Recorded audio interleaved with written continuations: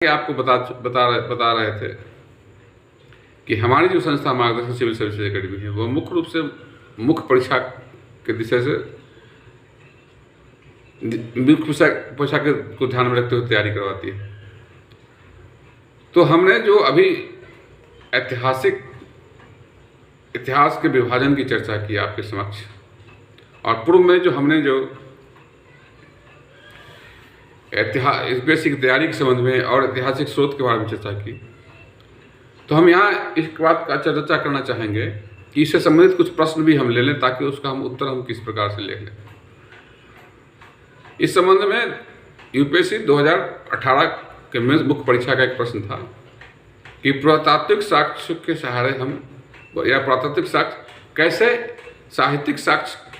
के अध्ययन में मदद करता है, यही एक प्रश्न था। अब हम यहाँ इस विषय पर हम चर्चा करना चाह रहे हैं कि पुरातात्विक साक्ष्य जो है सो इतिहास लेखन के क्रम में साहित्य से प्राप्त सोच है उसको कैसे पुष्ट करते हैं, इसको दूसरे शब्द में ये भी कर सकते। तो हम इस संदर्भ में जब कोई भी विद्यार्थी अगर इस प्रश्न का उत्तर लिखना चाहता है, यहाँ हमें शब्द सीमा भी दी गई है कि हमको 150 शब्दों में जो है सो अपने उत्तर को लिख देना है। अब 150 शब्दों में लिख देना है तो हमको समय का भी ध्यान रखना है, शब्दों का भी ध्यान रखना है, और उत्तर में भी हमको वस्तुनिष्ठ इस ढंग से लिखना है कि हमारे सारा चीज़ जो है सो उसमें आ जाए। तो सबसे पहला चीज़ जो हम यहाँ चर्चा करना चाहेंगे इस प्रश्न के संबंध में कि जो पुरातात्विक साक्ष्य हैं उनका साहित्यिक साक्ष्य से कैसे संबंध है। तो सबसे पहला हम उदाहरण देना चाहेंगे वैदिक साक्ष्य का, वैदिक काल का, कि वैदिक काल में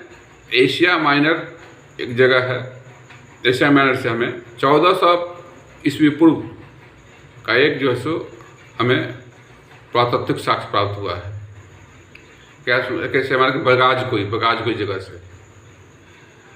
और इन चीज़ों से यहाँ से जो है इस अभिलेख से जो है इस साक्ष्य से जो समय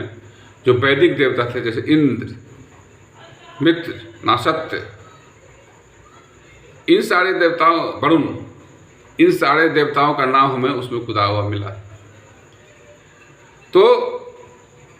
अगर पुरातात्विक साक्ष्य से हमें वैदिक काल के इन देवताओं का जो 1400 ईस्वी वैदिक काल के आसपास का काल माना जाता है के साक्ष्य मिलते हैं, अगर उसकी पुष्टि वैदिक काल के ग्रंथों से होती है तो हमारा यहाँ पर इतिहास को लिखने में जो साहित्यिक साक्ष्य के रूप में जब हम चर्चा करते हैं तो उसमें इस अभिलेख जो पुरातात्विक साक्ष्य जो है सो हमें काफ़ी मदद करते हैं। अब दूसरी चर्चा हम इस पर करते पुरातात्विक से संबंधित ही दूसरी चर्चा करते हैं, जैसे कि अशोक के अभिलेख। जैसा कि हम जानते हैं कि सम्राट अशोक के अभिलेख जो हैं भारत के विभिन्न भागों में, उत्तर पश्चिमी भारत से लेकर के दक्षिण भारत तक मिले। तो इस संबंध में जो है अशोक के अभिलेख पर जो राजकीय घोषणाएं थी, जिन जिन चीज़ों की घोषणा की गई, जैसे अशोक का नाम जो है सो 2 ही अभिलेख में लिखा गया है, एक मास्किक के अभिलेख में और दूसरा जो है सो गुर्जरा के अभिलेख में। बाकी जगह पर उन्होंने देवांग प्रिय के रूप में कहा गया, और बाकी जगह में बाकी अभिलेखों में जो अशोक के अभिलेखों में उसमें राजकीय नीतियों की चर्चा की गई है, जैसे आठवीं जातियों को चेतावनी के रूप में चर्चा की गई है या राज प्रबंध के बारे में चर्चा की गई। तो उन अभिलेखों के साक्ष्य के आधार पर जो है सो जो उस काल में ग्रंथ रचे गए या उस काल के ग्रंथ की हम चर्चा करते हैं, तो हम इन चीज़ों को देखेंगे कि अभिषेक का उल्लेख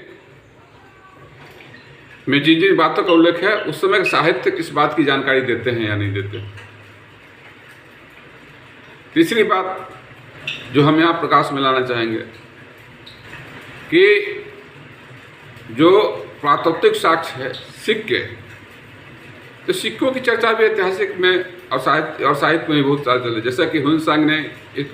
बात की चर्चा की थी कि गुप्त काल के समय तक सिक्कों में खोट आने शुरू हो गए थे, जो कि गुप्त काल के पतन का द्योतक है। कुषाण काल में सर्वाधिक शुद्ध स्वर्ण मुद्राएं मिलती, कुषाणों ने सर्वाधिक शुद्ध स्वर्ण मुद्राएं जारी की।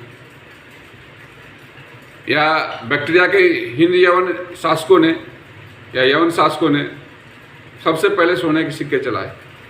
तो उस समय के जो साहित्यिक ग्रंथ हैं, जैसे कि मिलिंद हो या अन्य जो ग्रंथ जो आते हैं, पुष्पबुद्ध सिंह के आधार पर के शासनकाल के जो ग्रंथ हैं, कालिदास की मालको आज्ञामित्र, इन सारे जो ग्रंथ हैं, इन ग्रंथों में जो है जो जिन तथ्यों का चर्चा की गई है,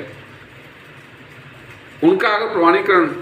हमको करना है, अगर वो चीज़ हमारे प्राकृतिक साक्ष्य से मिलते हैं, तो ऐतिहासिक साक्ष्य को पुष्ट करने में वो काफ़ी मददगार साबित होते हैं। इसी प्रकार मूर्तिकला का विकास जो हम देखते हैं, तो सबसे पहले कुषाण काल में जो मूर्तिकला का विकास हुआ, और इसमें दो शैलियाँ सबसे प्रमुख मानी जाती हैं, वो गंधार शैली और मथुरा शैली, जिसकी पुष्टि हमारे साहित्यिक साक्ष्य भी करते हैं और पुरातात्विक साक्ष्य भी करते हैं। अगर हम स्मारक की बात करें, तो बहुत सारे स्मारक जो हैं, जो पुरातात्विक स्मारक हैं, उनकी चर्चा इतिहास में भी है और पुरातात्विक साक्ष्य के रूप में भी विद्यमान है। अवशेषों की हम बात करें, तो जैसा कि हमने अपने दूसरे संवेदन में बताया था कि अवशेष के रूप में जैसे पटना का कुम्हार स्थित जो मौर्य प्रासाद का जो भग्नावशेष है, उसके आधार पर उसकी चर्चा जो है तत्कालीन मेघस्थानी या अन्य जो इतिहासकार के ग्रंथों में की गई। तो जो ऐतिहासिक तथ्य हैं या ऐतिहासिक अभिलेख हैं या पुरातात्विक साक्ष्य हैं, वो उन्हीं बातों को पुष्ट करती है जिनका उल्लेख हम साहित्यिक तथ्यों में भी देखते हैं। और साहित्यिक स्रोत में को लिखते समय जो पुरातात्विक स्रोत हैं, उनकी मदद से हम साहित्यिक स्रोत को और भी संपुष्ट बना सकते हैं। तो 2018 का जो प्रश्न था, उसमें हमें मुख्य रूप से जिन बातों पर ध्यान रखना था कि कैसे एक पुरातात्विक स्रोत जो है वो साहित्यिक स्रोत को पुष्ट करने में मदद करता है। और इसमें हम क्रमबद्ध रूप से अभिलेख की चर्चा कर सकते हैं, सिक्कों की चर्चा कर सकते हैं, मूर्तिकला की चर्चा कर सकते हैं, चित्रकला की चर्चा कर सकते हैं या स्मारक की चर्चा कर सकते हैं। इसके सहारे हम इस प्रश्न का उत्तर संक्षिप्त जो है सो चीज़ में 2-4 उदाहरण देते हुए हम कर सकते हैं। तो ये तो प्रश्न की बात है कि हमको इस आधार पर कैसे प्रश्न को डील करना। अब जब हम अगली बार आपसे मिलेंगे, तो हम जो सिंधु घाटी पूर्व के जो संस्कृतियाँ थी, ताम्रपाषाणकालीन संस्कृतियाँ या उस समय की जो समकालीन कई संस्कृतियाँ थी, आहार की संस्कृतियाँ, कायथा की संस्कृतियाँ, मालवा की संस्कृतियाँ, जोड़वे की संस्कृति, इस संबंध में जो हम आपसे चर्चा करेंगे। लेकिन हमने यूपीएससी के प्रश्न की चर्चा आपके समक्ष इसलिए की कि आप इस यूपीएससी के प्रश्न को उत्तर किस ढंग से प्रस्तुत करें, इसके बारे में थोड़ा जान सके। आशा है कि हमारा मार्गदर्शन आपको अच्छा लगा होगा।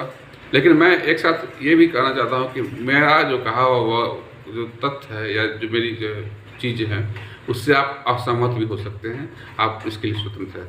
धन्यवाद।